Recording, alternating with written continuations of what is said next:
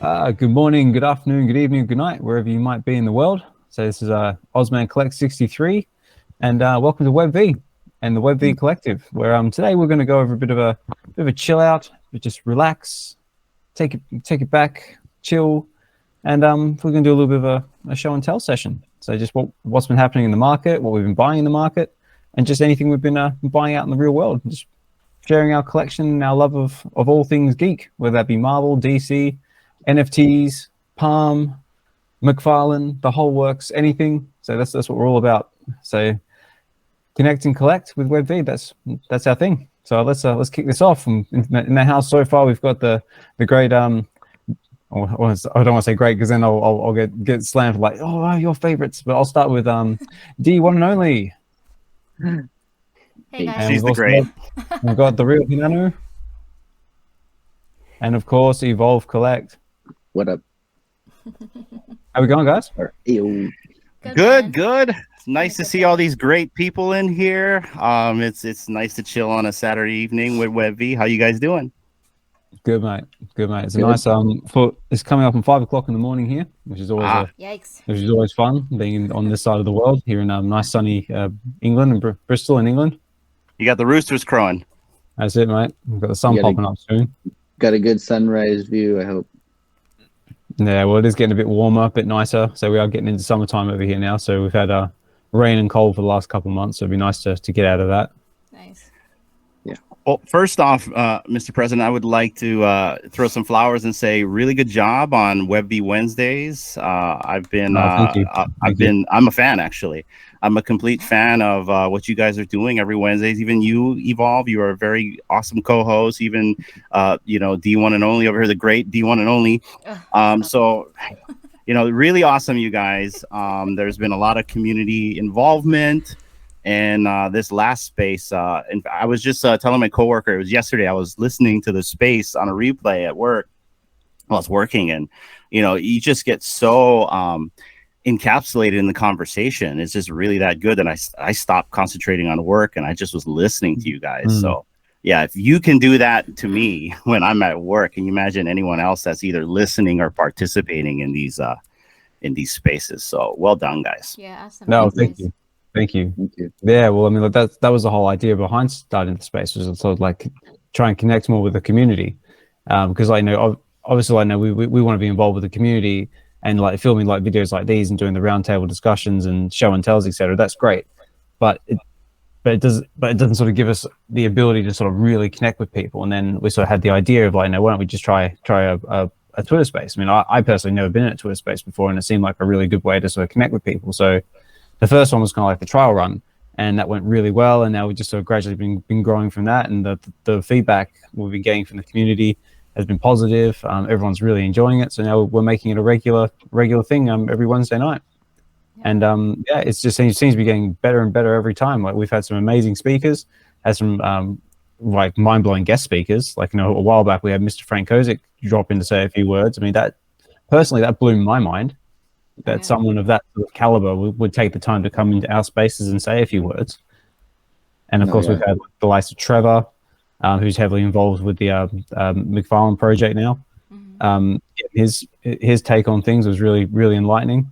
And just other fantastic members of the community, like we've had like Impax, Jean. I'm hoping I say that name right because I feel like I butcher it every time I say it. And of course, this one we had Biggie. Apparently, I personally never met the fellow now until that space, but seemed like a really, really deep individual. Really had a really deep story to share. So if you haven't seen it, check it out. It's all on YouTube, Twitter space, and tune in. It's VeVe Wednesdays. It's 8 till 10 p.m. Pacific Standard Time every Wednesday. And like I've said before, as long as people keep listening, we'll keep posting. Yes, sir. Yeah, and we're thinking about also doing some snipe giveaways in there for the community. So watch out for that as well. Yeah, stay tuned. Yeah, all right. So should we kick this show and tell session off? Let's do it. Yeah, man. Oh, yeah, let's start with you, man. Start with me. Yeah. Okay. Well, me personally, like all my collecting actually has just been digital lately, but I do have the odd one or two physical things that I do want to show. First of all, did anybody go for the drops? Anybody go for the stamp drop today? Or yesterday, sorry. I did Sleepgate. No, yep, I did it. I just skipped No? it. I was gonna go for it, but I was like, I don't really like. I wanted to, but I was like, I don't really want to have to deal with losing gems if I do. My alarm was set. It went off. I stopped it, went back to sleep, and then after I went to work, I picked up 2 in the marketplace, 2 of the rares for about 5 gems for the 2. So Nice, that's pretty good. yeah, saved some gems on that. Good mints, I hope, or at least decent. They were like at the floor, so it was just Okay, I just so got just the random. 2 like cheapest ones, yeah. Okay. Oh yeah, that's all right. So I was just trying to get my tablet to open up. Oh yeah, no worries. So you know that moment, like you feel like you've got everything ready, and then all of a sudden it decides to rug you at the very last second. So You want me to jump in? Connecting. yeah, if you go, mate. If you want to jump in just while I get this together.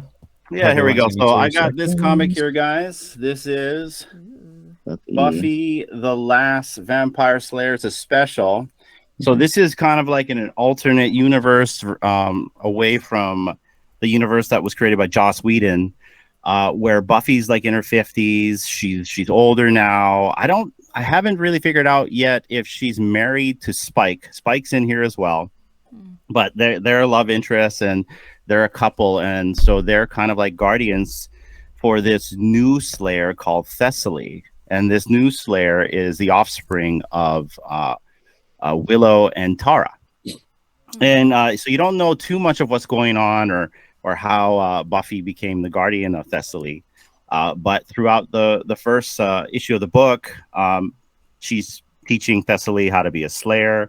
Thessaly has these powers of dark magic, inherited from her mom, and they're trying to find Tara.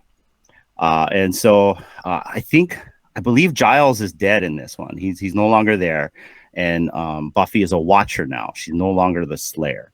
And so we kind of end at a cliffhanger to where they find Tara, and she pretty much says that there's these demons from a different dimension that is prophesized to come and make the world apocalyptic and blanket out the sun.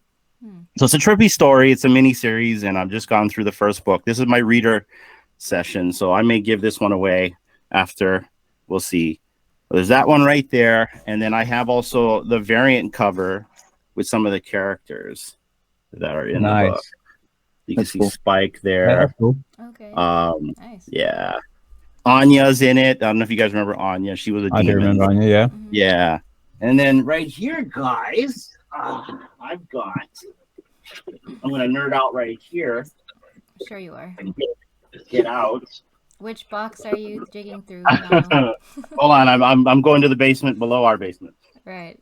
That's it. All right, here we go. This is the USS Enterprise. Nice. So this is the Discovery Universe variant of the ship. And so this iteration of the ship was captained by Captain Pike, Christopher Pike. And the ship, I believe it holds about 417 crewmen. And, it was a multi-purpose ship where it was used for exploration, ambassadorial scouting, and also, in times of war, they would bring this guy out as well. So it was kind of like the Toyota of the 23rd century. And yeah, I think I can't remember the star date of how long this ship was lasted, but I think this ship was in service for like almost 100+ years. Oh wow! Yeah, right. Wow. Yeah, that's cool. That's what I got for show and tell, guys. Yeah, nice. No, those are really cool. That's right. So I just got my tablet working. So basically, I picked up I'm not sure how well this is going to go, but I got a stamp. I see the planet. Yeah, You can see the stamp. It's a little bit glary, isn't it? Yeah. Anyway, actually, I wouldn't all really good. share the screen. You could can do that. pull it up on web. Yeah, that might be the easier option. Let's try that. Yeah, you can share your screen. Just go to the little arrow right there and present now. Yeah, do I do like your entire screen, window tab? Yeah, you can Probably a do the window entire tab. screen. Entire screen. Let's try that. Yeah, and then wherever you go through, it'll just There you go. show. Yeah. Right, is it working now? Oh yeah, man, you're perfect. good. There it is. Ah, here we go. Right, here we go. Now we're getting somewhere. That's pretty cool. So I got shut off a little vault value here as well. Hey, I know where that Deadpool came from. Yeah, I still got it, mate. Still got it. Yeah, so I got the stamp, but I got down here edition 270. Oh, nice. That's good. That's Now, cool. actually, Oh, apparently I should got 270. 270. Yeah, so apparently I got lucky with that one because apparently 70 is the year when Earth Day started. Apparently. Mhm. Oh, Interesting. So yeah, so if Chris would anyone's be proud. so yeah, if anyone's interested, it is in the marketplace at the moment, and yeah, check it out. Also, what else did I get? Lately, I've got got some comics as well. So latest purchases was this bad boy here. It's a cool one. That's a really cool one. Yeah, so I got the ultra rare of the Star Wars #1, That is a nice and one. I got That is nice. but that's a nice 3-digit one right there as well. Oh, there you go. Got that for a real nice Was that near floor or kind of like up above it a little bit? It was basically like in this sort of like it was like I'll just say it was basically like around 100 gems. Okay, not bad. That is nice. Which I thought for the mint number is a really reasonable deal, so I snagged that one. Of course. And of course. also apparently that's in the top 2.2% as well, so it's good for MCP points. Mm. Get that extra 50%. Yeah. And another one I've been looking at to add for a while is the new Marvel Zombies. Ooh, that's a nice one. Yeah. Yeah, that run's really cool. Yeah, I got that basically right on the floor for I threw like a lower 4-digit, which right now the floor price is 20 gems, and basically I've seen that up around the 35s to 40s for that sort of mint number. So I thought that was a really good deal. And just like some other little bits and pieces, like I picked up this the Havoc one, First Appearance Havoc, which I really like this cover. Yeah, that's pretty cool. It kind of reminds me of that one Pokemon, Poliwag or Poliworld. Okay. It's like the water. I was thinking more like a Psyduck. Squirtle. All I know is Squirtle. No. Yeah. Squirtle? Squirtle and Charizard and Pikachu. Yeah. Yep, that's it. Yeah, but this was a really nice one. I mean, like this was like another nice. Lower 3-digit. Yeah, and I dig the cover. Yeah. I dig the cover of Havoc. I dig the cover too. I bought this one basically like right on the floor. Wow, what a deal, dude. Yeah, I know. I was just like, wow, I have to have that. Like, that's my thought. And again, that was like in the low 5% as well, which I think if you get it lower than 5%, you get another 50% in MCP points. Yes, sir. So I was like, oh yeah, good price. Love the cover. Mint number's good. I'll have that. Nice score. And last one was this one.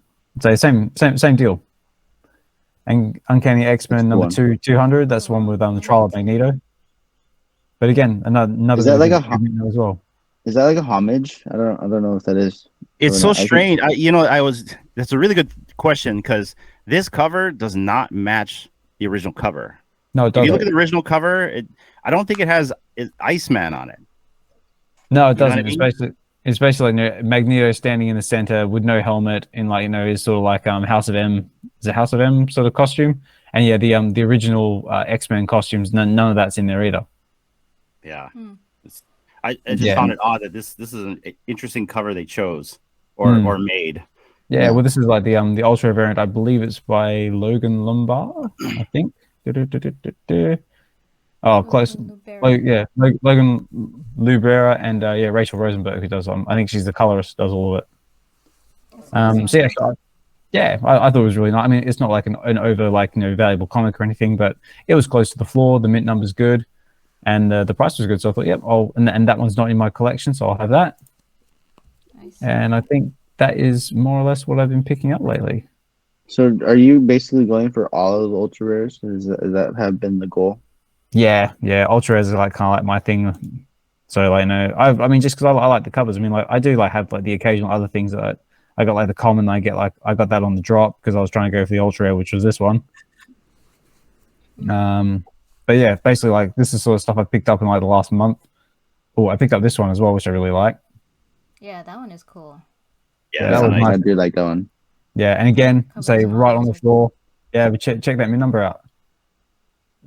Oh yeah, look at that. 266. Yeah, Nice. and that No, was 286. that was like right on the floor as well. I was just like, what? So I was Wow. like, well, You got some good I'll, snipes. I'll yeah, so I'll have that. And I mean, like, I like the artist as well. I think it's done by the bloke who did the Iron Man Extremis armor as well, which I believe his name is Grandove, Artie Grandove, and I believe, if I remember right, he was a guy who helped Peach Momoko get into the comic book industry as well. Okay. That's awesome. I see. So I mean, obviously you have to fact check me on that, but I think he had a hand in it. So yeah, so I really like that cover, and I think that's basically it. Just about. Let me just double check. I think there was one more I picked up in the last month. I got that one on the drop because I tried to go for the ultra cover. Yeah, And of course, yeah, the Web of Spider, that was the last one I picked up. That was that's a I like good this one. one too. Yeah. That's, Yeah, this It's one like was nice. coming out at you. Yeah, Ben this one I Riley, this thought, looks awesome. yeah, this one I thought would look really good next to the Spider-Man #1, you know, for the McFarlane cover with the Torment one, but the ultra rare. Yeah. Yeah, it does. And then so you have, like, you know, the ultra rare on one side, and on the other side you could have, like, you know, the Mayday one, the What If Spider-Man with Yeah. Spider Girl on the other side. Oh yeah. Yeah, actually, I might do that. Actually, I might do like a little one there, and then just put the whole lot on Twitter. I reckon it'll look really sick. Yeah. Yeah. No, for Spider-Man, sure. and the mint number was good as well. I mean, so this was under 100 gems, Nice. Nice. and Floor is thin on that one, I believe. yeah, So, the floor is really filmed. I've been watching this on a one for lot. ages. Yeah. Where's the comics, guys? You know what? They're disappearing. If people have left, why aren't they all dumping on the floor? Where are they? So I just picked up first appearance of Morbius, the SR. I got it for 59 gems, and I just looked. There's 7 left on the market, and it's at like 136 gems. Where are the comics going? They're disappearing. Mm-hmm. Like MC's buying them all. He ain't buying the SRs though. You know, No. maybe it's Andrea. You're buying all the SRs. So, That's yeah, it. so do you See have that. the ultra rares on all the Yes. comic drops Oh, so yeah. far? Not all the comic drops. No, I mean, like some of the bigger heavy hitters, like, you know, your what's the Tales of Suspense, like your Iron Mans, your X-Men's, some of like the upper 100 ones. I haven't got any of them yet because, like, you know, I'm still waiting to get paid at the end of the month, so I've got a bit more liquidity. But Yeah. I'm more or less just trying to keep an eye on, like, you know, the ones that everyone's sort of forgotten about, Yeah. and that aren't like in my collection at the moment, and that are like decently priced for the mint numbers, because I feel like the mint numbers sort of retain their value a little bit better than if you just buy like off the floor. Yeah, that's nice. That Gwen Stacy Showing one. all your Yeah, slabs, eh? the Gwen. So this is my daughter's slab. This is her slab. This is from somebody. It's a special person gave this to her, and we appreciate that. Yeah. We appreciate you. Shout out to that special person. Yeah. Yes, shout out to you. That's This that's right a cool here. one. So Batman 92. This is the first appearance of Punchline. First full appearance of Punchline. This is a character. It's like a Harley Quinn character that both my daughter and I have been enjoying. Her new story arc, Punchline. Nice. And then I got this guy here. Speaking of punchline, I'll be right back. I have a punchline. Here we go. And another Punchline. Yeah, This is nice, also Batman 92. This is my daughter's variant. The 9.6. That's really nice. Oh, speaking of that special person, Hinano, I finally saw how that special person looks like. I don't know if you can hear me. Oh, We don't have to talk about that special person right now. No, I know. I was just saying. no. Is this special person very what's the word I'm looking for? Mysterious. Mysterious, anonymous. Nah, this person's just super cool. Yeah. You know, and as a respect, I won't talk about him. Okay. Well, last shout out to you. Respect, super cool, mysterious person. There you go. And then right here, it's in the plastic. That's nice. I like that one. Yeah, it's a 1 out of 25. I've got this in raw and also in a 9.8. Nice. And then this one right here, I got on an auction. Super cheap, man. Ooh, that's cool. Yeah. So I got this for, it was like $25 with shipping and everything, came out like $30 for an auction. So this was something that I remember Sleeping saying in one of his I don't know, one of his lives. Like the first appearance of Ray, first appearance of Finn, first appearance of all those guys. No, Anyway. I remember when you posted that one. That was a steal in my opinion. That's a cool cover. Yeah. So I've slowly been getting some slabs, and then I also got Spider Boy, right? So I ordered 3 of those, but 2 of them I'm getting in raw, and then the third one I was able to like work out a deal to where they sent it to CGC, so I'm getting a 9.8 grade for that. Okay, hell yeah. Yeah, Nice. it was supposed to come in June, but it shipped already, so that was quick. Oh, nice. No, yeah, Spider Boy. Speaking of Spider Boy, I'll go since we got the subject. I got 3 of those. Yeah, there you go. Two of the variants. Nice. Honestly, when I saw Dan Slott's tweet about picking these up, I was like, well, why not? Like, I'll just go for it. Pick up 3, see what it turns out to be. I didn't see the cover. It said no secret on it, and I was like, okay, I don't know what it's gonna be, but maybe it'll be good. And ended up being really good, and I can flip it if I really wanted to, but I'm not gonna do that. Yeah. I want to hold on to them. They're really cool. I haven't even read it. I put them in the sleeves, and I was like, I'm not gonna touch them. It's almost like you don't want to read them, right? Yeah, like I got scared a little bit. No.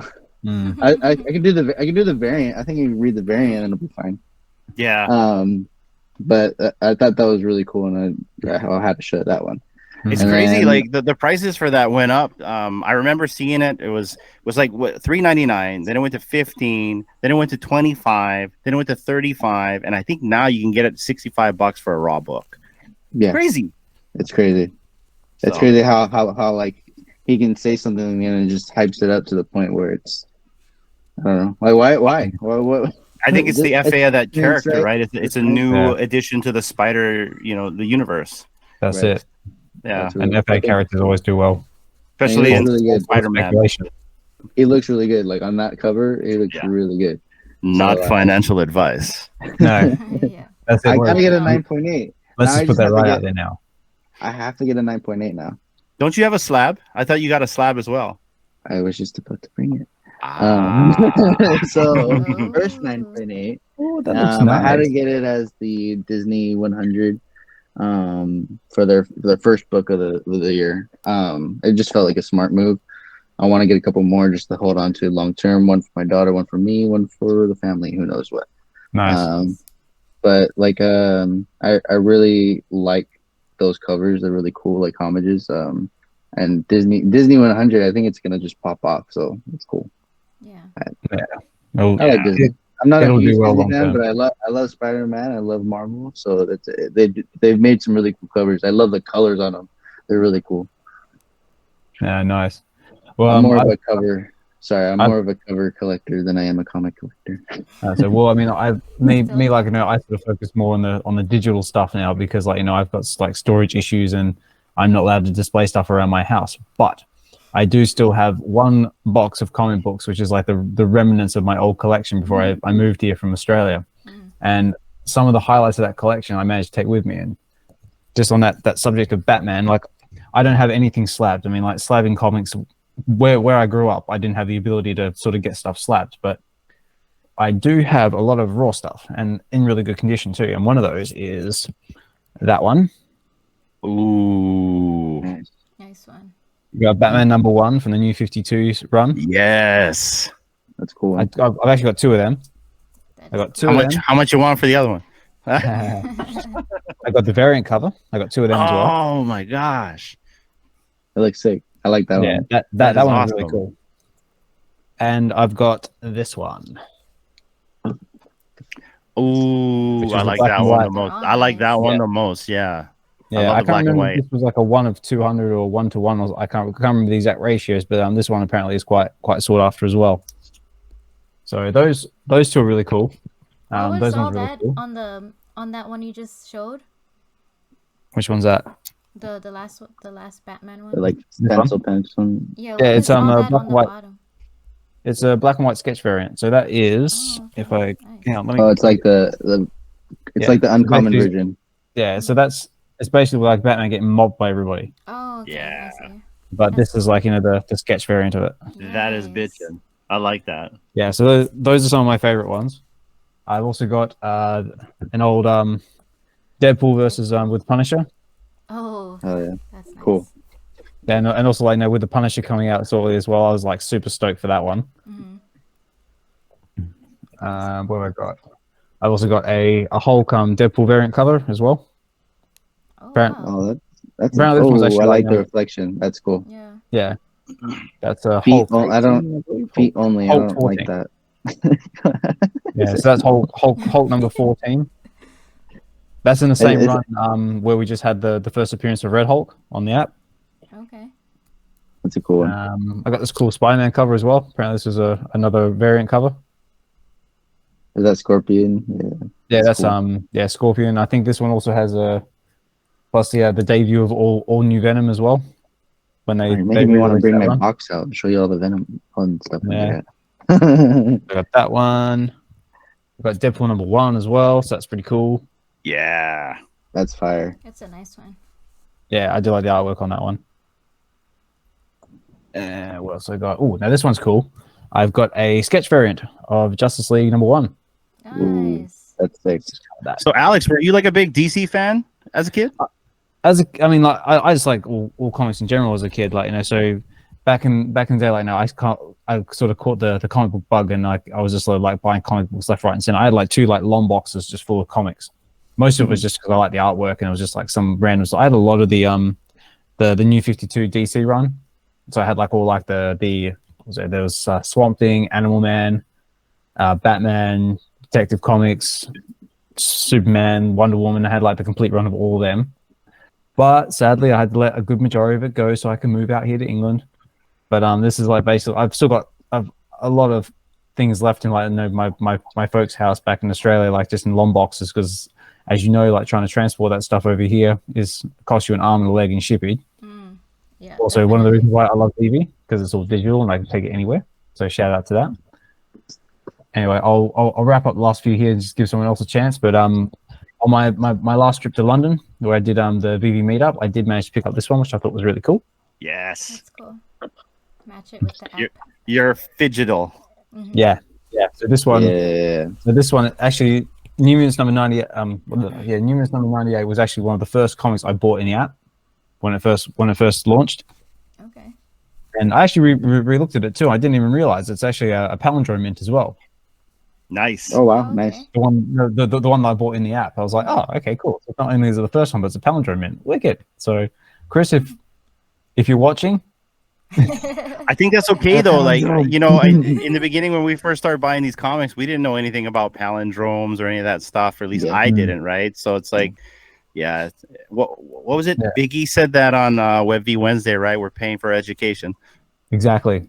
Now these ones, these ones I particularly like because they were gifted to me by some very special people. Ooh. Nice. That's a nice cover. Yeah. So I'm really loving Peach Momoko's work. Yeah.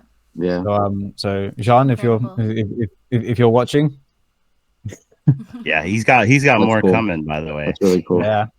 Well, my plan with that one actually is that with more coming, plus that one, I'm going to get one more Peach Momoko cover, and then I'm going to put them in a frame on the wall, and have all 4 there, and then have it on my wall like as a display piece. How many Peach Momokos do you have now, Alex? I've got that one. There's at least another 2 or 3 on the way, and I think that's it. I think because I've also got the ultra rare Peach Momoko cover in VeVe, but obviously I can't display that one on the wall yet. So that's your first physical, is that Black Panther Peach Momoko? Yeah. Is that like your favorite artist? Yeah, Peach Momoko actually really is turning into my favorite artist, only because I like the mix of Marvel plus anime kind of style that she's got going on. Mm-hmm. Yeah. And also I went through an anime stage back in the day as well, which I really watched a lot of anime. Like none of this sort of newer stuff. Like I was heavily into what was it, Ghost in the Shell, Neon Genesis, Ninja Scroll, Vampire Hunter D, all like the really sort of cool stuff. Those are older animes for sure. Yeah, the older animes. But I'm starting to show my age now. Well, speaking of the D, I just picked up the D the other day. Yeah, nice. Yeah, and if I'm a big Star Trek fan, and I'm they surprised just had, you didn't have that already. But me, I didn't have the ultra rare. I had the uncommon, and the uncommon. I have a love-hate relationship with that thing because I bought it for like $1,200, and now it's only worth like 20 gems. So, yeah, is that the 1 in 1,000 scale? Yeah, it's a smaller one. And so that's why I never bought the big one because I just was so stung by it. But what made me buy that one was, well, obviously, if you know, spoilers, if you guys have been watching Star Trek Picard, they brought back the big D, and yeah, you know, as soon as I saw that, like, that whole nostalgia comes back for me, right? Because I'm a big Trekkie, and I didn't even think, I just bought it, and luckily, I guess I bought it like for all time low. I got the thing for like 47 gems, so it was nice. And then I got another physical right here. If you guys know what this ship is. So, oh, I do. Oh, that's cool. Yeah, USS Voyager. It's half the size of the Enterprise D, about 200 crew complement. Fastest ship in the fleet, and for its size, it's actually pretty powerful. Got lost in the Gamma Quadrant. No, I'm sorry, Delta Quadrant. Yeah, which is like say 75 years at like high warp to get back home. Bioneural circuitry, so the ship is actually biological. Yeah, I could get geeky and nerdy more, but yeah. So. Biological, what do you mean? So basically, they have these bioneural gel packs that are inside. Instead of circuit boards, there's these gel packs that are like plugged into the ship, and so they never degrade. And so the ship can kind of like run on automation for years on end because it's biological versus you know, physical hardware. Gotcha. Yeah. That's cool. Yeah. Nice. What about you, D? Just a second.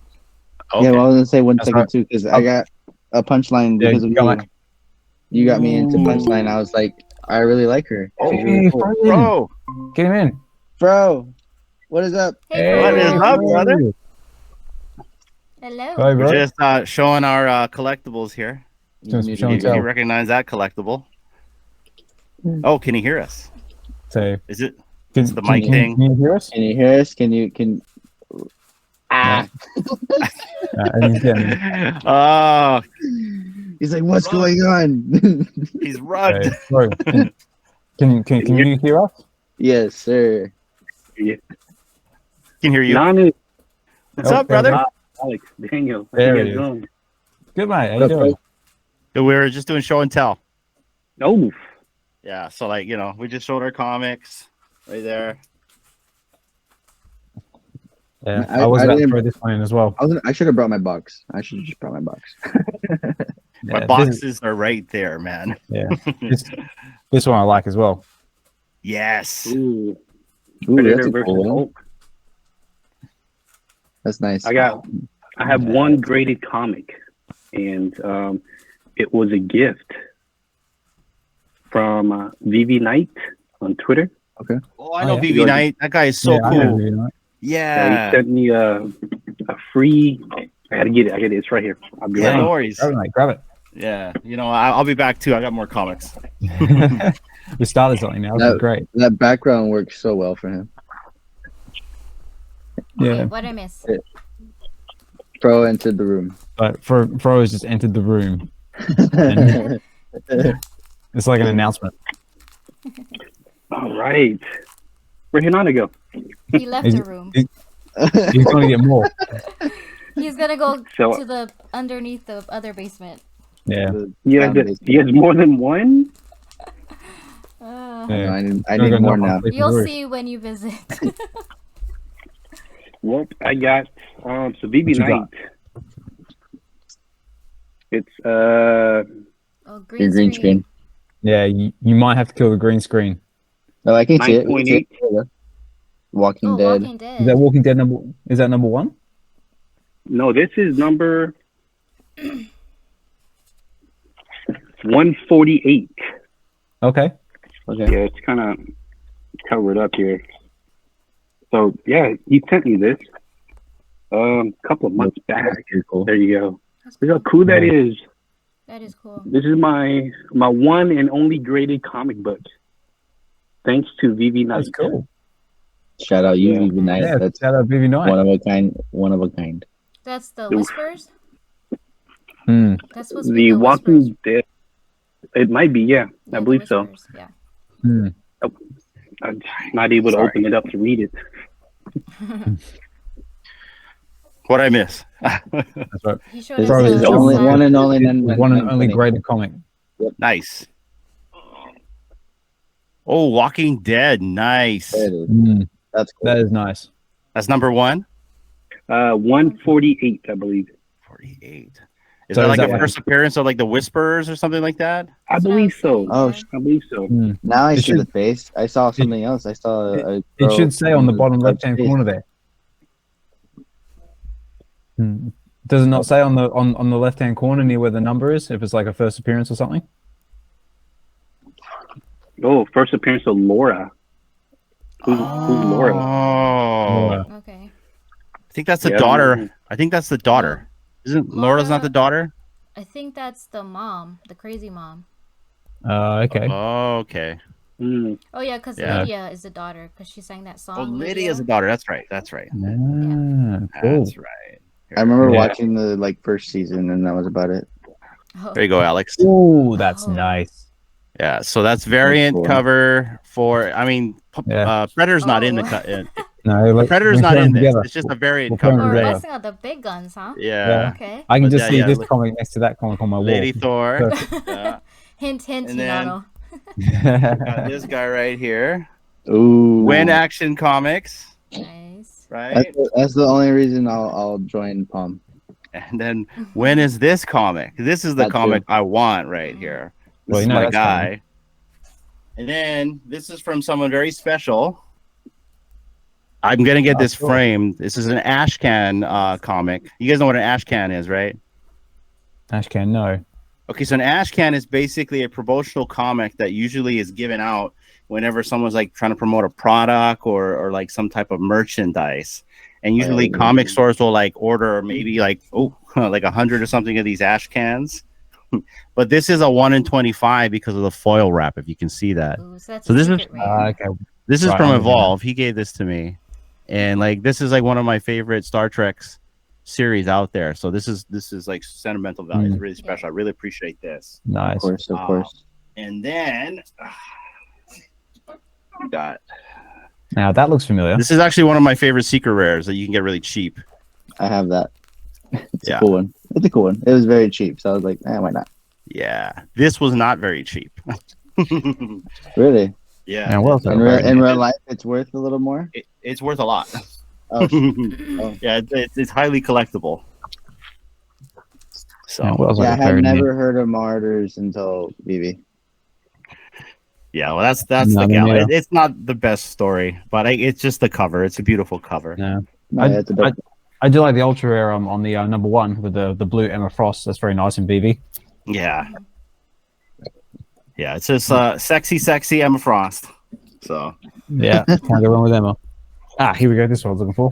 I got this one. This is one of my favorite ones. Oh yeah, there you go. Look at that. Yeah, that's Marvel Zombies one-shot Dead Days. And you have all of them on the app, right? Or you tried to? Yeah. I got all the ultra rare covers on the app now. With the Marvel Zombies number 1 was the one I was missing, and I finally picked it up a couple weeks ago. That's cool.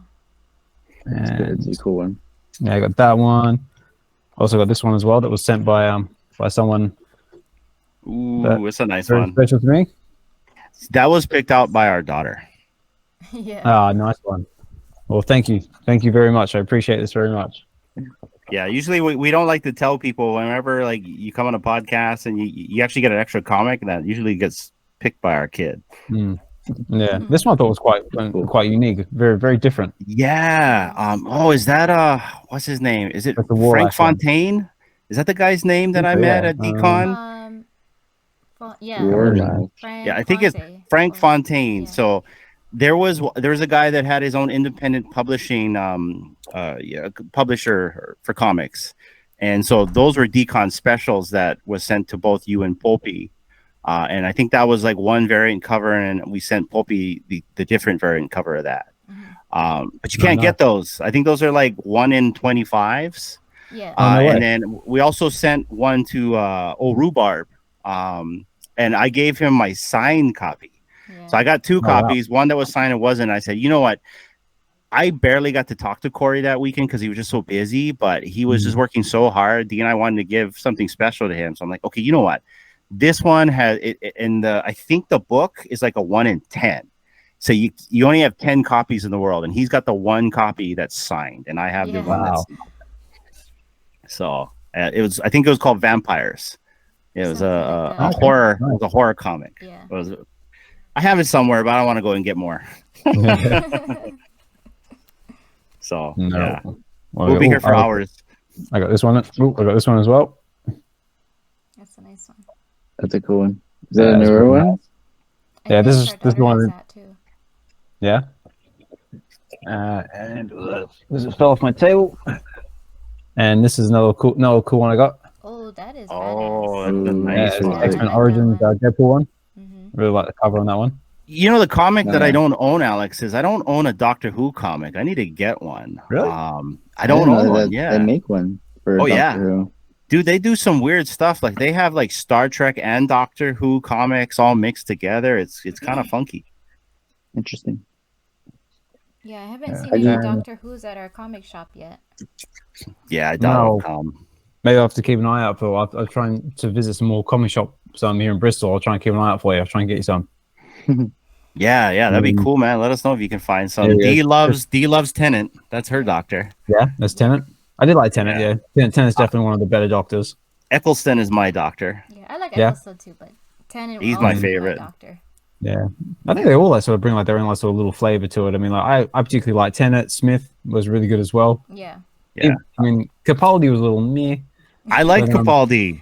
I like so I'm weird. Like I Eccleston and Capaldi is like my two favorites. Like obviously Tennant's everyone's favorite, but I just like that old grouchy old man type of thing, right?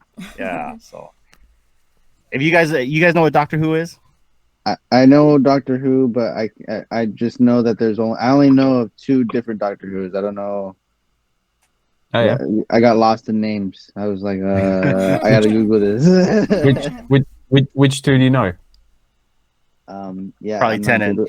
I don't know. I'm trying to look it up. I'm like, was he wearing a brown suit and a brown trench coat or a long coat? I don't know. He's like the one that's like everyone knows the most. Either Tennant or Smith. Smith had like the bow tie. Yeah.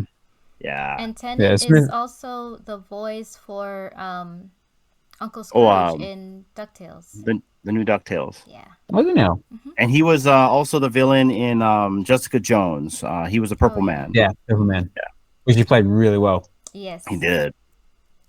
How you, Frobo? How's your day? Busy. Yeah. Yeah. I literally just got off the phone 5 minutes before I jumped on. So I had to take one last client, and it's 7 days a week. So yeah. That's good though. Client's happy. Yeah. But it's also good to unwind and take a break. So we're glad you're here to take a break with us. Yeah, cheers. Yeah. Yes, cheers, man. Yeah. Cheers, what do I have here? Let me open the fridge. I need something. Yeah. What are we drinking? Cheers, bro. I don't have any beer in here. I've only got water. Are you have a Topo Chico? Yeah, you want one? Where am I, Topo Chico? You can't open the door. My wall will fall down. I'll just open it a little bit and pass it through the cracks. Little service door. Yeah. Get a straw, it's very highly technical here at the Real Uncommon podcast. No, do you want? No, I'm okay. I'm okay. Yeah. Oh, one more for me then. Well, I'll tell you what. Just to finish off my little show and tell section of comics, this is the last one that I've got, which I thought were really cool. I've got the sketch variant of the Flash, #1 from the New 52 run. Yeah. That's nice. That's very nice, especially like with the. I'm not sure if you can see it or not, but it's got like a little bit of yellowing around like where the lightning is. Yeah. Yeah. That is cool. So that's really cool. That pops quite nicely.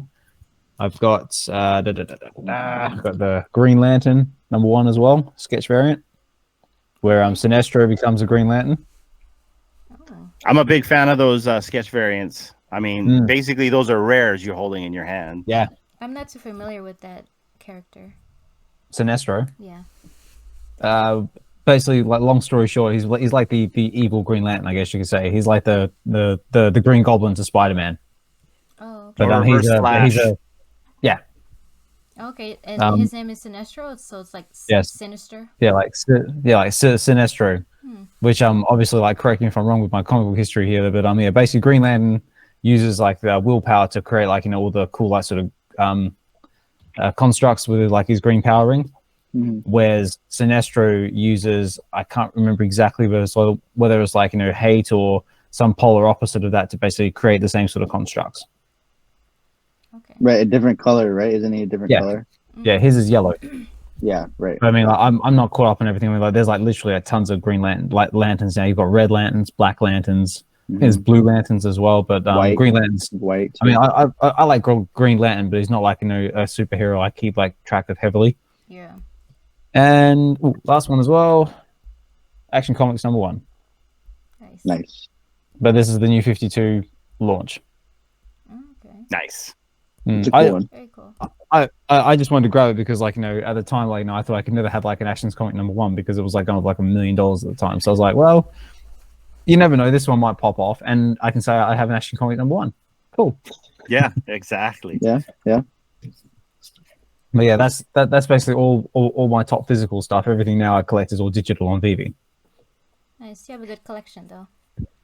Yeah, so this is like, the small box of what's left of my previous collection, which is still sitting in my parents' house back in Australia, which I still have no idea what to do with yet. So I got a question for you guys.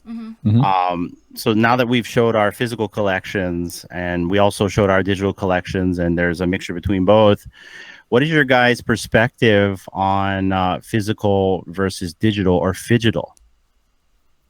I reckon How about you start, Alex? What's your perspective on that? Well, I reckon I mean, like, it still basically caters to sort of like both collector spirit, I guess. Like, you'll still have, like, the joys of holding something physical in your hand. Like, because, like, don't get me wrong, like, collecting digital is awesome, but there's still something about, like, pulling out like we are now and saying, look, check this out, and, like, during, like, having your friends like hold it, look at it, and go, wow, that's cool. But I suppose, like, on the physical, on the digital side of it, I guess it's good, like, for preserving it. Whereas you don't have to sort of worry about condition. You don't have to worry about, like, keeping it dry, out of the sunlight, all that sort of stuff. Yeah. So in that sense, it's really good. I got a follow up for that. So do you still feel that nostalgia when you look at a digital item versus a physical item?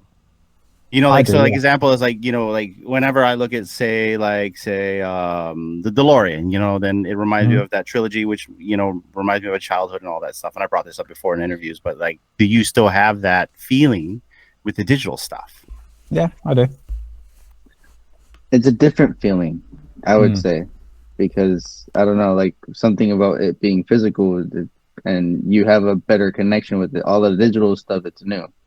So, I mean, it's kind of like, I enjoy the digital part of it, but the physical part of it can bring a different type of nostalgia back in my feeling. Yeah. I think it'll be easier once we get the metaverse and, like, get the VeVeverse sorted, where you can actually have your digital space and you can invite people in and show them off.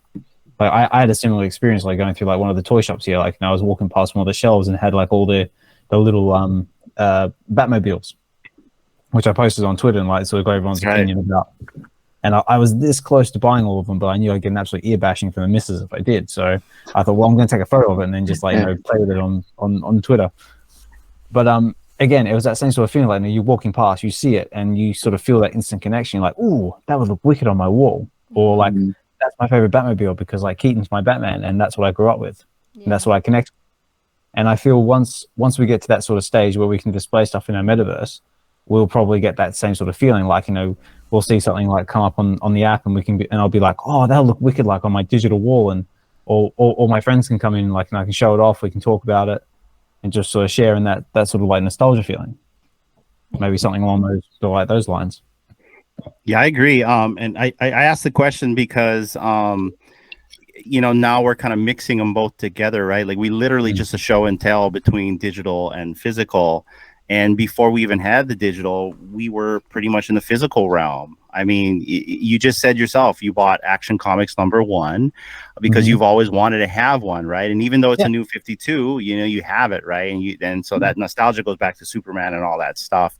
And the only reason why I asked that is, like, you know, digital collecting, I think, will encompass that more to the physical. Because, you know, I'm in the same boat. I've got like, so there's like a adventure magazine I have here, which is like one of the very first Disney adventure magazines that they ever came up with. I've never took it out of the bag. And so, like, it's very nostalgic to me because it reminds me of, I remember when I bought it. I remember the cartoons I watched that associated it with that book.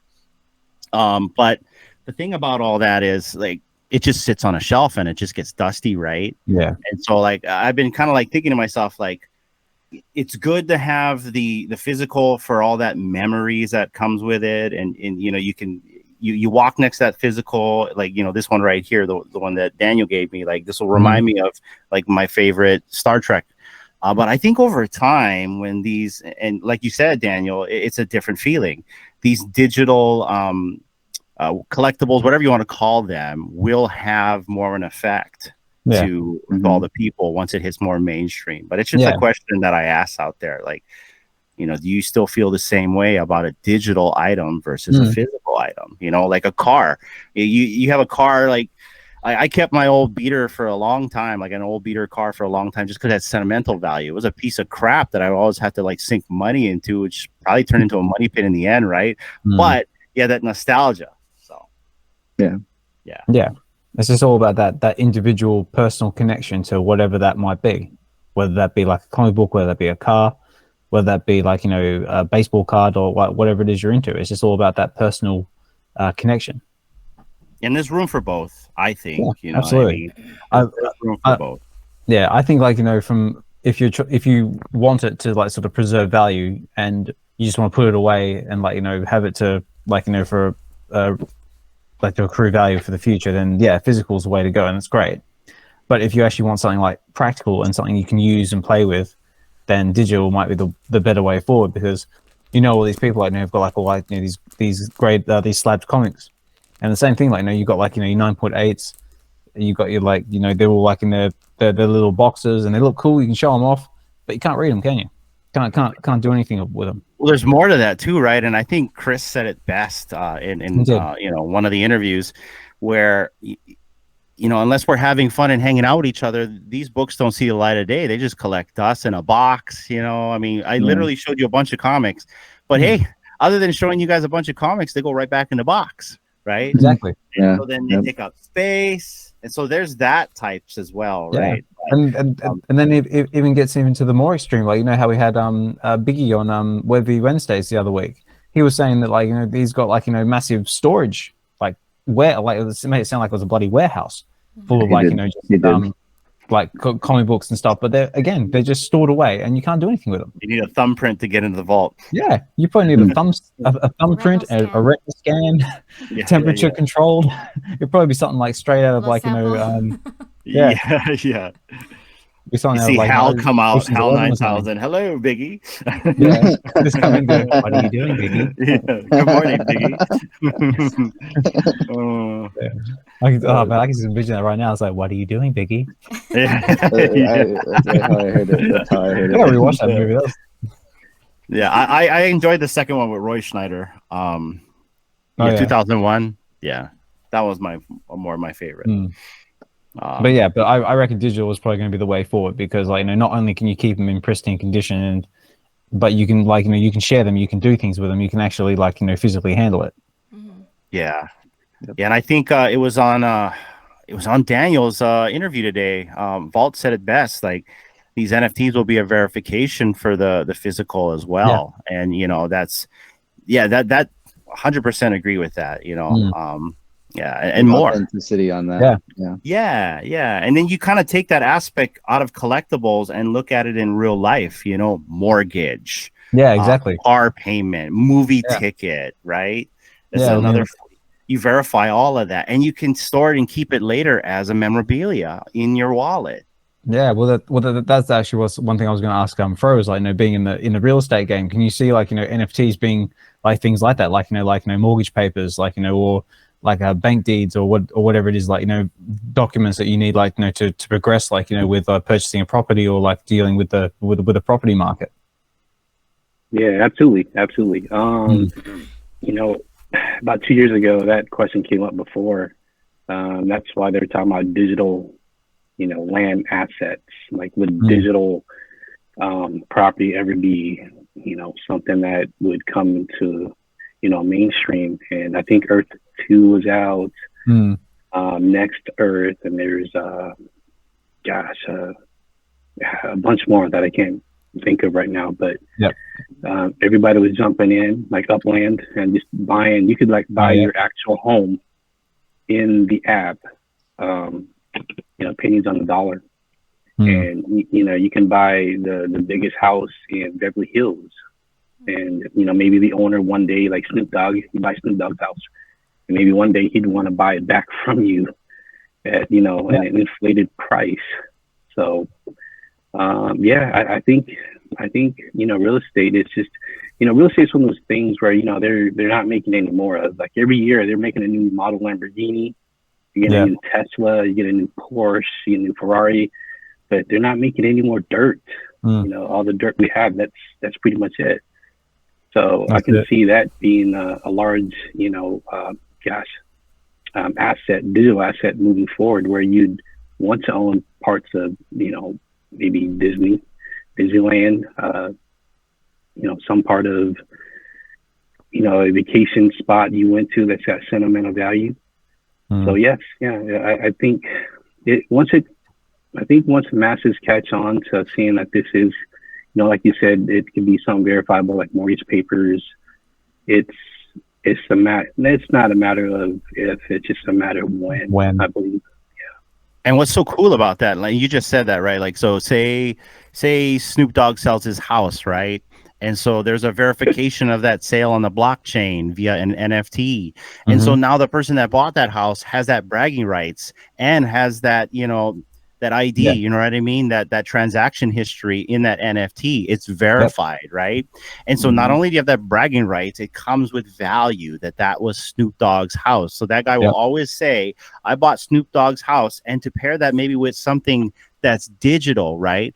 I bought his house, and I also got his house in like the VeVe verse or whatever metaverse is out there that pairs with however that sale went. It's just kind of like, it's really unreal if you really think about it, like how far this technology can take us. You know? And where it's going. And where it's going and what it can do. And the fact that, back to that whole thing about bragging rights, or you see like like a movie ticket, and maybe this movie ticket, you know, you get like a digital signature from somebody on that, and it's on there forever, kind of a thing. NFTs aren't going anywhere, guys. And the people that know about it, you know, it's like we're really early. We understand how the technology works. I get it. You know, someone mentions NFTs, it's a scam, but it, you know, it just goes back to what Chris said about the internet, right? What is internet, right? What is NFTs? It's just new, and new stuff is scary. And the biggest thing about this that I don't think anyone's talking about is all this money in NFTs. You know, like you can go on Twitter and see everyone saying run for the hills and all that stuff, but there's still people buying. There's still people talking about it, and the people talking about it, they've got deep pockets, right? I mean, like on your Twitter space between your two guests, they were pretty much saying, hey, talk about you. It's like, okay, we both get that you guys have deep pockets, but let's just push your identities aside and just go with the whole thing that you have deep pockets. There's a lot of people in this space that has deep pockets. They haven't left. Licensors haven't left. So that's right. Where's the supply? The stock's running out. Yeah, they're just in the background, just like, you know, just chilling, just watching everyone else, like, you know, cause panic and FUD and whatever, and just watching all the prices do this. They're loving it, guys. And then and in the background they're doing this. They're loving it. They're waiting for the opportunity. That's right. There's actually one influencer on YouTube I like to watch. I'm not sure if you follow him or not. It's the Modern Investor, TMI. No. Oh, Fro does. What he basically like says hits basically straight on with me every time. It's just like, you know, basically all the big money is like, you know, gobbling up, like, you know, the ETH, the Bitcoin, all the big stuff, but they're not going anywhere. They're still like in the background. They're still gradually accumulating. Nobody cares, like, the price is like at 20K, 100K, no matter what, because they see the longevity of where this technology is going in the future. And when it gets to where they know it's going to be, then they're going to profit from it. It's just all a case of how long are you willing to wait, and how much are you willing to sort of put into this to sort of see where it's going to go. And that goes for all NFT markets. We're not just talking about VeVe. Yeah, that goes anything. Yeah. But but the Modern Investor, TMI. I encourage anyone to check out his channel. Shout out to you as well if you're watching. Big fan of your work, and also he's a collector on VeVe as well. Okay. Nice. But check it out. Like I honestly, I haven't seen VeVe Investment until you told me about it. There's so much content creators out there. So if I don't watch you guys, I'm sorry. I may not even know you're there yet.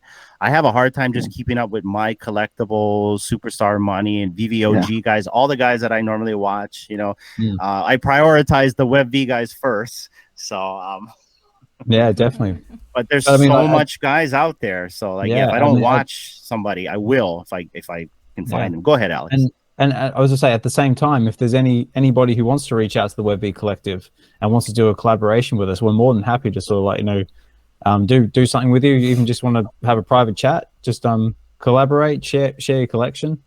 That's basically what we're all about. Is collecting and connecting with individuals in the community, and I'm just enjoying this collecting journey together, and just having fun. That's what it's all about. Yeah, collecting and connecting. What's that, mate? Collecting and connecting. Yeah, collect and connect. Yeah. Hey, Alex, how much more time you got? Because I know you got fixed time. No, I'm good, mate. I'm all good until I start hearing the pitter patter of your feet above my head, or crying, whichever one comes first. Or both at the same time. Or if I start getting angry text messages from my wife saying, "Come upstairs." Yikes! I don't want that. Completely understandable. So what else you guys want to talk about? Go ahead, D. Go ahead. No, you're first. I want to share my collection. Yes, go, please, D. We haven't seen much from you. Please take it away. Oh yeah, I thought. I was like, let's end it already. I was like, wait, did I go? Yeah. It's okay. We don't care about D. Let's just I'm end the this little guy in the corner here. What you got, D? Okay, so I'm gonna show some Peach Momokos first, and then I'll go with like special comics. He's gonna brag. That are special to me. So. All right, what you got? Do it up. Ooh, that's nice. Ooh, cool. That is very nice. Okay, I got Jane Foster, right? Is that her name? Oh, that's nice. Can you guys? Is that, Psylocke. Yeah, that's got Psylocke. I really. Oh, sorry. That's what just does a glare. Angle it maybe so the glare. Angle it. There you go. There you back go. up. Come back up. That's it. Back up some more. Back up some more. Oh no, that's There you go. Right there. So who we got? We got Psylocke. Is that? I really don't know who's with them on the cover. X-23, like a Wolverine or something. It's not X-23. I researched it when I came home and I forgot. She didn't read the book. I don't. All of my comics, to be honest, I don't read them. The only one I read was because I had I mistakenly got a second copy. Was this one? That's nice. That's cool. That's Captain Britain, yeah. Sure. You read it. You read it. You forgot already. I forgot. Wasn't a compelling story then, huh? No. Hey, well, that's nice. Cool. Yeah, that's nice. I like that one. That's a good one. This one. Oh, Demon Days. I gotta get me some of them. They've got some really nice covers. This one reminded me of you, Alex. Oh yeah. Because that was one of the ones you talked about was the Demon Days. With oh yeah, it was too. Yeah. And then this one was my newest pickup. Oh, that's nice. That's cool. I thought it was cool too, and she's like, she has the Hanafuda cards, the Japanese, oh playing yeah, cards. yeah. Okay. And I used to play that with my grandma. Oh, there you go. But again, that comes back to what I was saying before about that connection. Yeah. So I saw, I'm But- like, oh, that's so cool. yeah. Okay, now to my other comics. To the special more. My comics. special comics. So this one is my first comic I got on the DC drop, which is this one. Ooh, Ooh, Nice. very nice. nice. And then because I love my Wonder Woman, I have more than these three, Mm-hmm. but these are the three that I love the most. A Hey, that's nice. I don't know if Those you are can see cool. them. Yeah, the one on the right, the one in the very beginning is really nice. No, Yeah. the other one. I'm sorry. the other one, the other other right? side. Yeah, sorry, your Yeah, left. right. Your Yeah. left. That one. Yeah, that Yeah. one. Yeah, actually got Angle that it, too. angle it. Yeah. There you go. Yeah. Wow, look at that. She's so beautiful and she's so It's badass. detailed on that one. Yeah. And then, So did you hear as well? Apparently, Gal Gadot's run as Wonder Woman is apparently coming to an end. Yeah, I'm so bummed about that. Same. She is Wonder Woman, just like Cavill is Superman. Mm, yeah. Yeah, for Good sure. luck explaining that away. yeah. Apparently, the new Flash movie is supposed to explain it all away, but I don't care. Well, I tell you what, just a quick throw in, like, about the Flash movie. I was just reading an article this morning that apparently, I'm not sure if this is speculation or, but apparently George Clooney is going to make an appearance as Batman. Really? George. Yeah, from the Batman and Robin movie, which is Yeah. by far not my favorite. Why him? Yeah. You know what I mean? I Well, get why Kilmer can't be Batman. You know, he can barely speak, but Yeah. well, he can't. Kilmer Yeah. can't speak. That's the thing, Yeah. because he doesn't have a voice box. Oh wow. that's true. That's true. How did he do it in Maverick? Because he kind of do a voice dub? No, Because it made it sound because- like it came out of his voice. No, because what they did, and they did something similar in the Willow series that just came out as well, is that they've apparently with a Was Kilmer combination. in that? Did he actually No, show but up? but Oh. his voice was. His voice wasn't a voiceover. But what they Okay, did was is they took samples from like his previous movies and work and stuff, Mm-hmm. mixed it with AI, but also his son has apparently done a bit of voiceover work with it as well. Oh wow. Because I think Kilmer has given them the rights to use his voice in like future AI stuff. Mm. Obviously, because I think the story was Crazy. he got throat cancer or something like that, so he had to have an operation on his throat, so he can't speak. So that's why I think that the role he had in the latest Top Gun movie was like his last sort of speaking role, I guess you could say, because he just can't do anything. Yeah. That's So true. Clooney's showing up in the Flash movie, huh? Yeah, I don't know how brief it's going to be, or if it's going to be anything like I doubt it's going to be like in like main screen, like how Keaton's going to steal the show. Yeah. But yeah, apparently cool that if was. Bale showed up. Now Bale would be something cool to see. I'd be cool if they had all of them. Yeah. Yeah, that would be cool. I'm looking forward to Affleck, guys. I know people don't like Batfleck, but he's like still it's Keaton and then Batfleck for me. I just think for his story arc, mainly Snyderverse, I think that he portrayed Batman very well as a seasoned older Batman that's trying to be like a Tony Stark, you know, and I really appreciated that journey that Snyder took him through, because I don't look at the Justice League movie that came out a few years back that Joss Whedon, I don't look at that as canon. That's trash in my opinion. So yeah. But sorry, Jay, I didn't mean to cut off your show and tell session there. Did you want to carry on? Sure. Okay, so this one was my first comic I won on a giveaway, and it's from MC, my collectibles. Ooh. Oh, very Didn't you nice. just win another one? Shogun Warriors. Or was that you, Alex? One of you guys Yeah. just won another one, didn't you? Yeah, I did. both of you, I and think. yeah. Yeah. Um, That's pretty That's cool. quite funny, but I'll let D finish, and then I'll almost say a few done. words about that. No, then you can have the floor. keep I- going. I just don't want to keep cutting you off. That's all. Go on, carry on. I'm used to it. It's okay. What does that mean?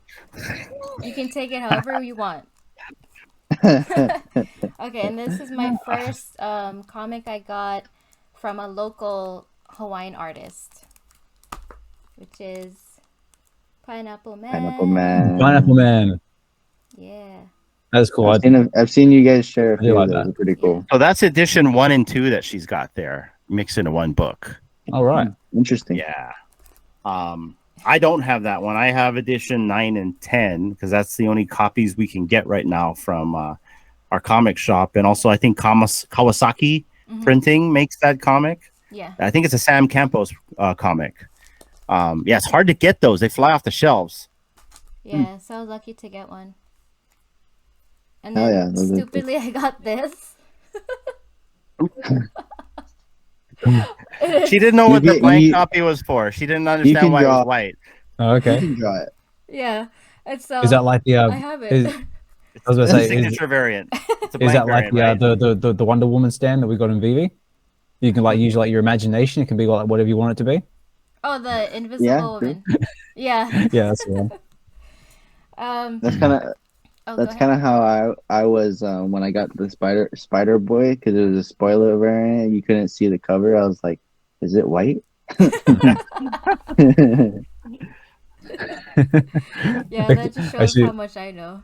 It kind of reminds me ages ago. Like, I'm not sure if you guys ever heard of Action Man.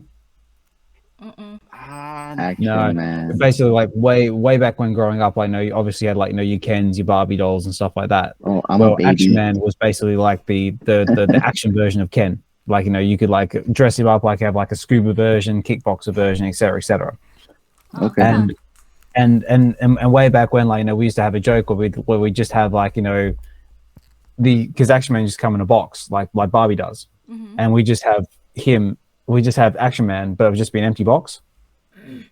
Oh. And the joke was, it's like, oh well, can't you see him? This is missing an Action Man. I see what you did there. Yeah, that's good. That's good. Yeah, that just reminds me of something like I just remembered back then. Yeah, Action Man. Maybe I'll have our daughter look it up. on Action Man. What else you got, D? Speaking of looking things up, yeah. I looked up Doctor Who's, and the ones that I remember is Eccleston and Tennant. Ah, there you go. Yeah. Those are the only I don't, and then I never watched it again, so I don't know. Yeah. That's all you need to know. Eccleston didn't get his full run. He at least deserved 2 seasons. Yeah, but and another thing special about the Eccleston run is that's kind of when I started dating D. Is like right at the end of Eccleston's run, so that also kind of has like a little special tender moments for us, because I think Eccleston was the gateway drug to get D into Doctor Who. And D was able to like experience her first regeneration, which was Tennant. So that's why it's her doctor, because she literally started dating me when Eccleston, regenerated it into Tennant. Yeah. And yeah. And I remember showing her that. I'm like, oh gosh, is she gonna think that I'm some nut, like some sci-fi nut? He don't go out on Fridays. He likes to stay home and watch TV. Yeah. Doctor Who and Battlestar. Yeah, I got into Doctor Who like a bit like earlier than that. Like when I was growing up, like Tom Baker was one Tom Baker. That my folks were heavily into, and then when I sort of came into the scene, I think we were up to Sylvester McCoy. Okay. Yeah. And then, yeah, I mean it was all right, but then it was when the Doctor Who movie came out. Is when like the American version. The American version, right? Where it went from Sylvester McCoy to I can't remember the guy. Paul McGann. It's Paul McGann. Yeah. Well, that's where I first learned about Doctor Who, the Master, the TARDIS, all that sort of stuff. Yeah. But now I'm at that stage where I can tell my Daleks from my Cybermen and all that sort of stuff. So. Oh yeah. Yeah. You guys are so good at remembering names. I could have never. This is We're that nice geeks, man. This is that nice little nerdy part in the back of my head that sort of kicks in from time to time. Yeah. That interests you two, right? Well, what do you like, Daniel? What is your what is something that you remember, your nostalgia, which is TV, movies, or any kind of pop culture? What's a standout for you? I would have to go back to Nintendo 64 and like GameCube, Xbox, like definitely gaming. Yeah. So Legend of Ocarina, like the Zelda one for Nintendo 64. GoldenEye. GoldenEye. Yes, that was a good one. Yeah. Ocarina Super Mario 64. That was my favorite. My favorite was Legend of Zelda and was it Ocarina of Time and the Super Mario 64. Those are my top. RPG. You're an RPG guy. You're like RPG guy. Growing up, yes, but then as time started to like, I lost kind of like time to actually spend on RPG. That I would just do first-person shooter. So, Yeah, GoldenEye was a good different from one. RPG. Yeah, yeah, 100%. Yeah. But and then I remember on the Xbox, like the original Xbox, there was something called Fusion Frenzy. I don't know if you remember it. Fusion Frenzy. That sounds familiar. It was like kind of like a game you guys can play with like your family, and it was cool. I remember it was like a whole bunch of different like mini games and stuff like that. Oh, okay. But yeah, nice. stuff. I think it's when I think about something like that, it's gaming and cars mainly. Cars are more recent, but gaming is kind of like my background. As What's far your as favorite me game? geeking out. Like no, not just like really think about this. Like from whenever you started until now, what is like your favorite game? Black Ops. Call of Duty Black Ops for the zombies map, for the first zombies map, Kino der Toten. That one will always just stick with me. Yeah, and I lost a lot of time in that game. Besides zombies, like besides Black Ops, Modern Warfare 2. Modern Warfare 2 is kind of like where I kind of like really started taking gaming serious, and I was doing it all the time. What Became is a that problem. about? Modern Warfare 2, Call of Duty. Oh, Yeah. So Modern Warfare. Yeah, Modern Warfare. We have that one on our PS3. Okay. I'll explain it. It's a first person shooter. It's basically just military style video game. And it doesn't get boring. You can always go back to that game and just enjoy it, right? Like it's just very fun and action packed, and it's a time killer. Storyline. Sure. The storyline on the campaign is insane. So I enjoy that one. That one's probably one of my like top favorites. Yeah, really immersive. Yeah. Oh yeah, yeah. Their storylines in general, like over time, have just gone crazy. Like the most recent Modern Warfare, playing that campaign can be like really sensitive if you have like some sort of trauma. Yeah, right. Yeah. Yeah, but no. So I'm really cool. I'm pretty old, so like for me, I'm gonna date myself that Super Mario 3 is my favorite game. Yeah. I can beat it within 1 hour, no joke, but I gotta use whistles, the warp whistles to do it. But yeah, just one of my favorite games. You remember the movie The Wizard? Yes. Yeah, with Fred Savage, with the power glove. I know the glove. But yeah, so Super Mario 3 is like one of my favorite just side scrollers. I'm a big side scroller guy. And then if we're talking RPG, Secret of Mana. Have you ever played a Super Nintendo? Mate, you were going back to my Secret of Mana. Oh my gosh. And there's so much. See, that game can take you to different levels or different storylines in the game, because depending on which move you make, the storyline changes. And it's so much fun because there's different warps. So I played it a few times, but I've got the newer Super Nintendo Classic, and the graphics is like way better than on my NES or than my old Super Nintendo. Sorry. That's right.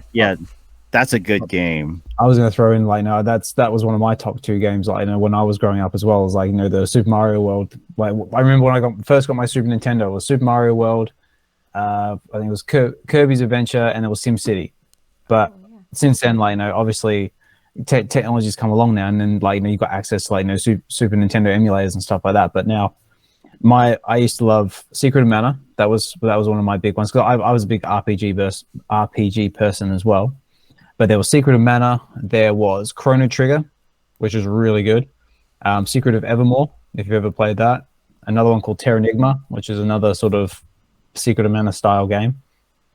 And anything side scroller, like your Donkey Kong Countries, they were all like, massive hits. Your Ninja Turtles in Time. Oh yeah. Especially Turtles in Time. Turtles in Time is the best one. Yeah. Oh mate, that was great. Yeah, and my thumbs would get sore. Yeah. But then going back further, like, my first console was the original Nintendo, and I had like, obviously the Nintendo, and Duck Hunt was my first introduction to gaming. And you do not know frustration until you've like shot at those ducks and you've missed, and that dog pops up going freaking dog. like just like and you can't shoot him. We literally keep a tube TV in the house, so if we ever want to play that game, because you need a tube TV to play that game. You can't do it on a flat screen. Yeah. Yeah, my first game console was the Sega Master System. If you guys ever heard of that, yeah, I remember. I had Hang On, Chopper Lifter, Fantasy Zone. If you guys know what Fantasy Zone is, no idea. I want to say Afterburner. the name sounds very familiar, name sounds familiar. Obviously, I'm a baby. I don't know. Very 80s, but yeah, Sega Master System was my first. Sorry, I cut people off. Go ahead. That's all right. I was about to say, what about you, Fro? So, do you have a favorite, or did you go down the gaming route at all? Oh, I did. Yeah. I think, gosh, my dad brought home Pong. I don't know if you remember Pong. Yeah, Pong. Yeah. So it was just I can't remember who made Pong. It was like a controller with like a little dial, so you would twist the dial so to go. Oh yeah. It might have been ColecoVision. I can't remember. Oh, this was before Atari.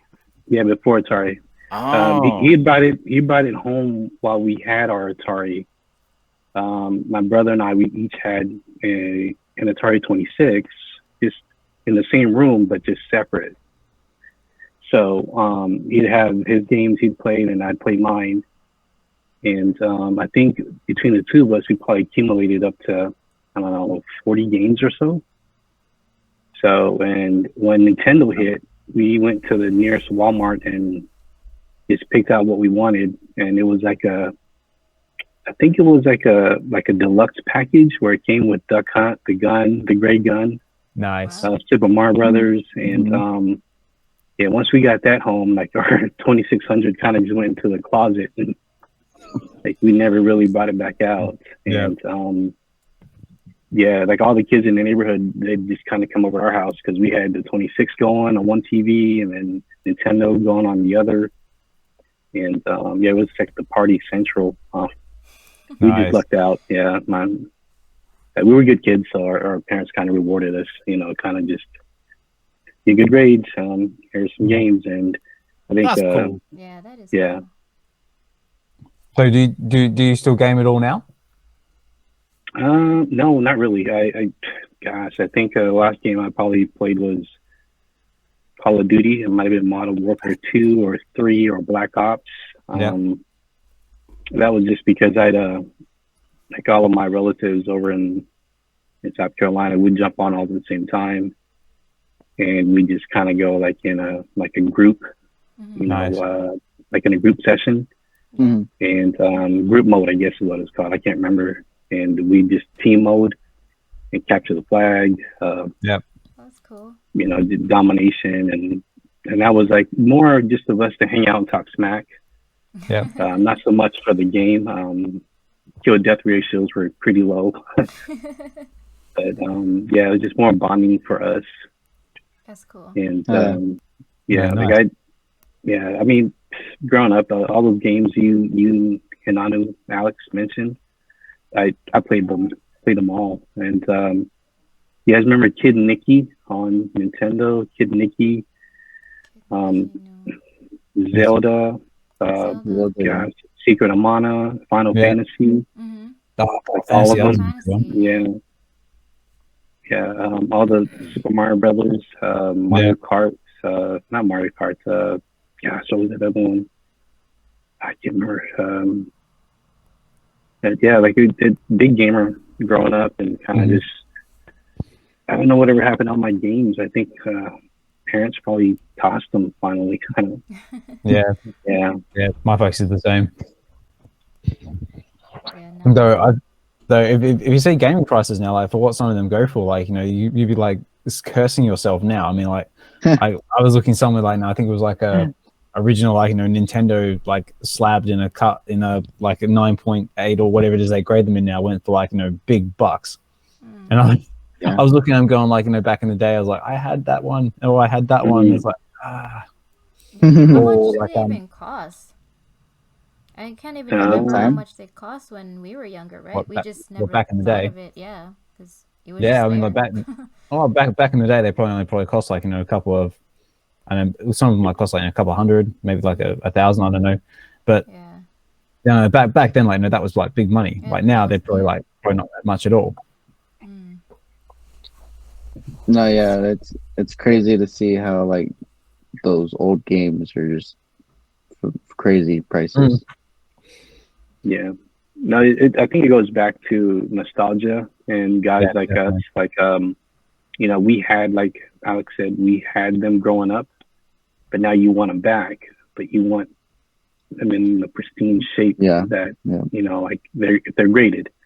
Yeah. And you're willing to pay the extra money because we're kind of in our, you know, later on, like in our life where we can afford, you know, cool things like that, where we don't need to worry about keeping the lights on or, you know, food on the table, food in the closet. It's just, we have extra spending funds, I think, just play money.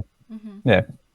So, and then guys like us would drive up the price because like we bid, just kind of drive the bid up just to get it. Yeah, and that's it. And then some people have that, like, you know, that emotional attachment to that item. I mean, like, because like you said, like, you know, it might be like, you know, their first game when they played when they were young or something. They like to have it, like, you know, on their shelves or in their digital space or whatever it is, and it just reminds them of that point in their lives. I agree. No, 100%. Yeah, we all got the same notification. You were all like, oh man, that was funny. All you see is our heads. Oh. Wait, what's that? Yeah, I think we all just got the same message. Oh, did something happen? Did I miss something? Or no, we got Dynamite jumping in. Yeah. Oh, you're muted. Nope, you're muted. You know. It What might about be. now? What about now? There you go. Gotcha. Perfect. All right, this new mic, I gotta turn off. I gotta use it manually. So. Okay. It's better than going onto the computer and be like, where is the mute button? Well, my old mic wouldn't mute even if I tried. I don't know why. So. Yeah, this new mic is like 10 times better. Yeah. Is it a blue? It's a blue. It's a Yeti. I have that. Yeah, I spared no expense for this one. So. Yeah, it sounds good. So I've still got my little lapel microphone. Hopefully it's coming through clear. I can never tell. Nope. Loud and clear. Yep. Yeah, no, it sounds good, guys. Yeah. So just on the subject of gaming, I mean, like, you know, going back to VeVe, like, you know, we've got Ubisoft now. Do you think we'll see any more Ubisoft products come to VeVe? Like Rainbow Six, right? Probably. I can see Assassin's Creed coming. Yeah, I can definitely see Assassin's Creed coming. They've also got Far Cry as well, if you've played any of them. Wasn't there a movie for Far Cry? There was, and it was horrible. Was it?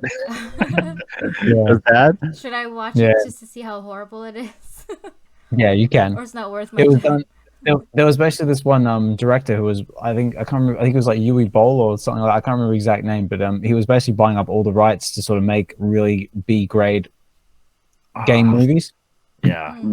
I think he made, like, you know, what's he made? He made House of the Dead, he made Far Cry, Postal, I think was another one as well he did. And he done a few other little odds and sods, but yeah, they were basically just B-grade meh movies. You know what when I heard about Assassin's Creed, I don't ever play the game. But I saw the like an advertisement for Assassin's Creed 2. So I looked up the YouTube and I love the soundtrack or like the music for Assassin's Creed 2. So, yeah, the Assassin's Creed movie is supposed to be quite good too. I haven't actually seen it yet. Oh, is it out or I don't know. Yeah, it's got Michael Fassbender in it. The guy who played Magneto. Oh, okay. Oh, I gotta go watch it then. Yeah, check it out. Apparently, it's really good. Okay, cool. So with Rabbids coming and Ubisoft coming, Rabbids actually has a game with Mario. Yeah, that's true. So I wouldn't doubt Nintendo's coming next after that. Yeah, maybe. I mean, who knows? Who knows? Well, I just feel like Donna's definitely hoping. Yeah, he's been asking for how many days now? 60 days. Yeah, about 60 days. Yeah. No, I think I don't know how he keeps up with that. Well, why didn't we get Mario? We got rugged because the movie came out. You would think you'd release it with the movie, and so that kind of makes me concerned that we don't have Nintendo. But then again, like, you kind of think about why would any of these big brands want to release in a bear market? You know? No, that's it. Yeah, that's true. They're still waiting. Yeah.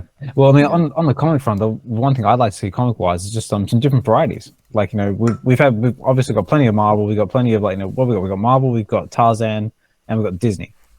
I mean, like that's cool, but let's like get like some different like let's get like some anime or something like that. Yeah, like Boom Comics or IDW would be awesome. Yeah. I don't think we would get Image. I think DC would probably get Image over us. To be very honest, I mean, like you've got like the anime market. I mean, like they've got like tons of like manga and stuff like that. Like just some. Yeah.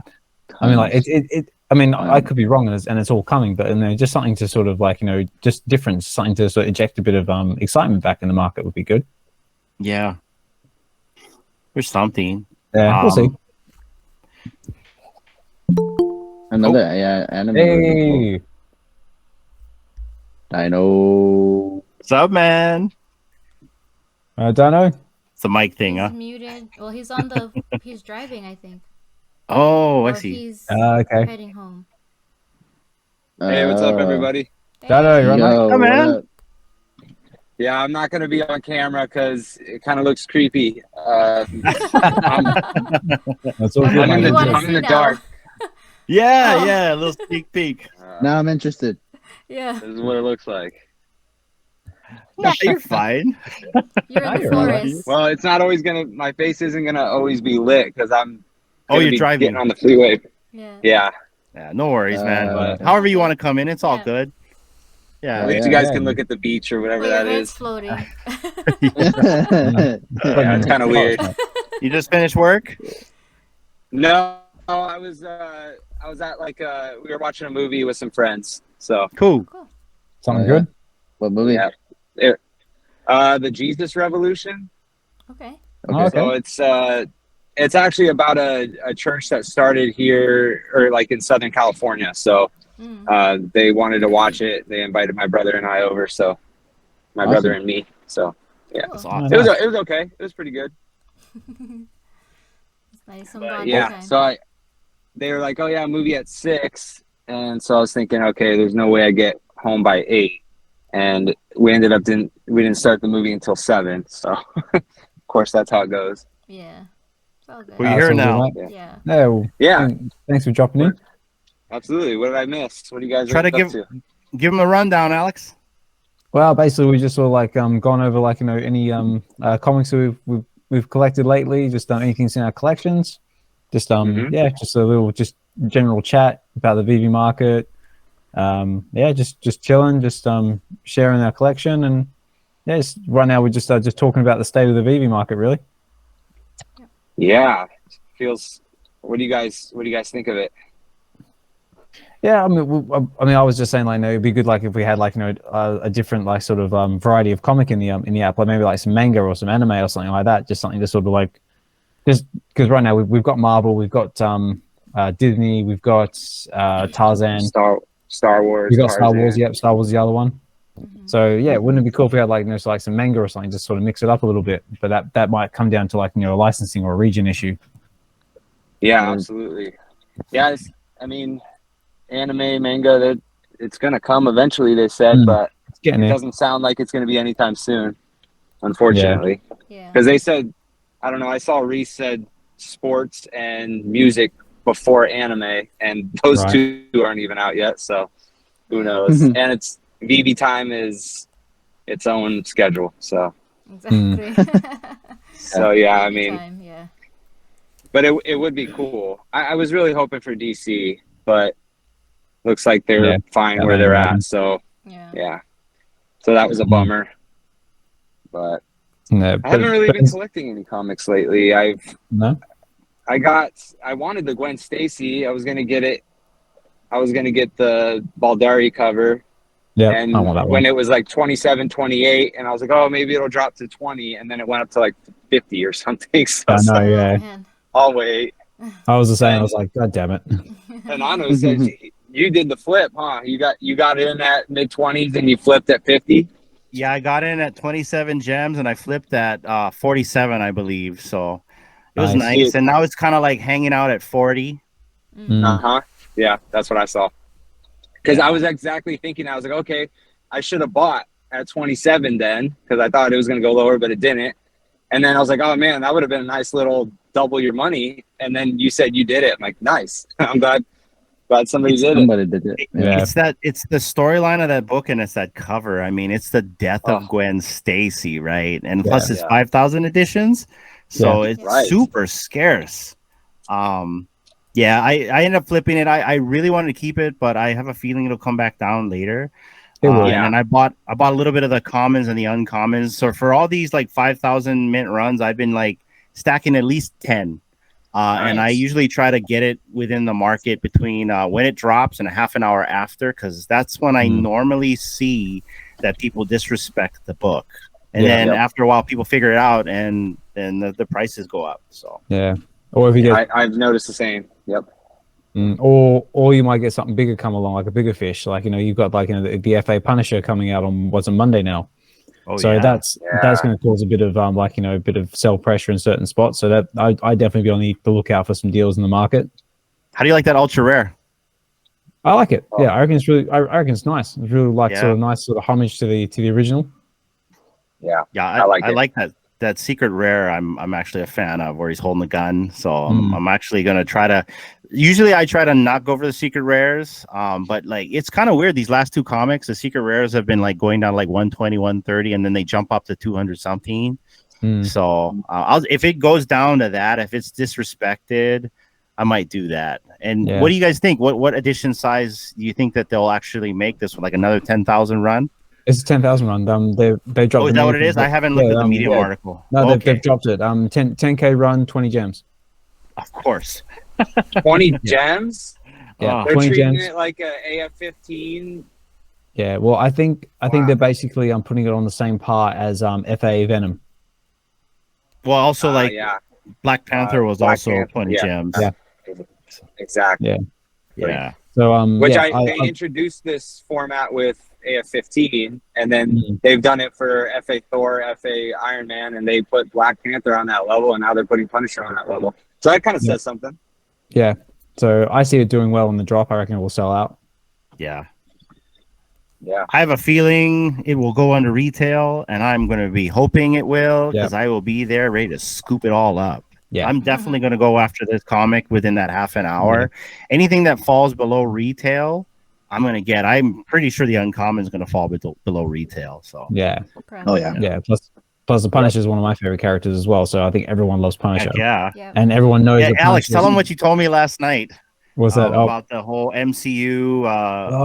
Collab. I just said, like, no, wouldn't it be cool, like, you know, if we had like all the Punishers in the MCU, like just do like one episode or something? Because obviously we've got like the multiverses now, so it's all within the realm of possibility. But wouldn't it be cool, like, you know, if you had like, you know, the Punisher from the TV series, so the guy from Walking Dead, alongside Thomas Jane, who played him in 2004 movie.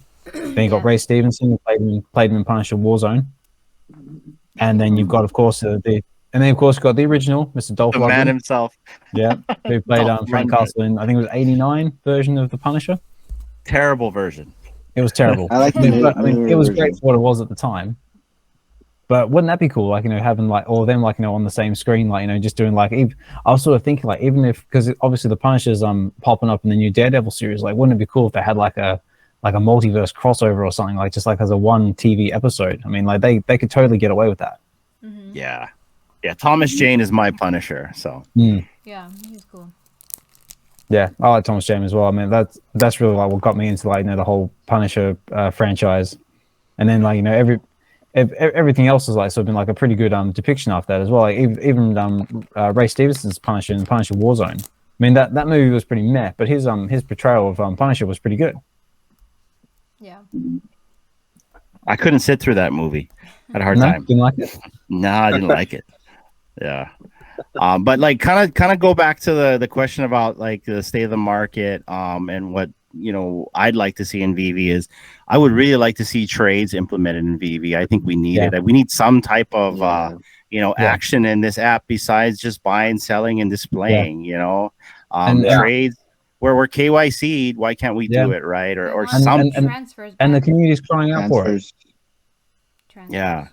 Give us these trades and watch people be happy. Yeah. You know. Yeah. And if it's a collector's app, we can have trades. Yeah. And if it's coming down to, like, you know, a money side of things, just even charge a small fee, like, you know, even like, you know, when you transact stuff on, like, you know, Bitcoin and Polygon or whatever, like they still charge minimal transaction fees, but it's still a transaction fee. Like if they want to charge like like a 1 gem transaction fee or whatever to sort of trade between each other, I'm sure people will pay it. Yeah, just something. Yeah. Because if people you can trade, pay escrow, that'll definitely open it up. Exactly. People used to pay escrow. Yeah, exactly. But I mean, like that might come down to like a licensor issue. Maybe VeVe wants to do it, but Marvel and DC are saying no, we don't want that. So maybe that's fine. But we also have other licensors on the app. I mean, like, why not? And if it's kind of like gate locked to certain IP, then let it have it. At least give us some of these other IPs. Like, work with them to see if some of these other IPs will be okay with the trades. And then maybe these other IPs that are hesitant will see, oh, well, look at this. Look at all the action they're getting in the market. Look at all this recurring. Start with your independent artists, like your Frank Kozaks, your Jermaine Rogers, your Ron English. Ron English, that was the other one. Yeah, Ron English. Start with them. Yeah. And if they're happy to do it, then maybe the bigger fish will see, oh, actually these guys are doing it. It works. They're making money. And if they do it and they're making money, then maybe we can do it and we'll make money. And everyone's happy and they buy more. Yeah. What would be the resistance from a licensor for this, though? It's not like they're taking it off platform and stuff. I mean, it's just trading amongst people. It's the same as selling it, except the currency is another collectible. I don't see what the resistance would be. Yeah, I mean, I don't understand the ins and outs of like how things like these work, but it just seems like they're not losing anything by even if they just charge people like a minimal fee, they're not going to lose anything. It's all positive because it stays in the ecosystem. It's not leaving the ecosystem, and they're making extra percentage off of that whenever it transacts in that ecosystem. So you're right. Seems like a no-brainer. Yeah. Well, anyway, guys, I've got to go because that was just my cue to start wrapping up because I can hear tiny feet above my head and my daughter's starting to cry. Alex, can you close us out? And then I also want to take a picture of us. Yep. Okay. So do you want to do the picture first? Well, I need you to close us out first so I can end the recording. All right, I'll close this out first. All right, guys. Well, thank you for taking the time to be with us here today, this evening, tonight, wherever you are might be in the world. We are all part of the VeVe Collective. If you haven't heard of us or seen us before, check us out. We're on Twitter. This will be on the YouTube channel. Also, we do our regular VeVe Wednesdays on Twitter Spaces from 8 till 10 p.m. Pacific Standard Time.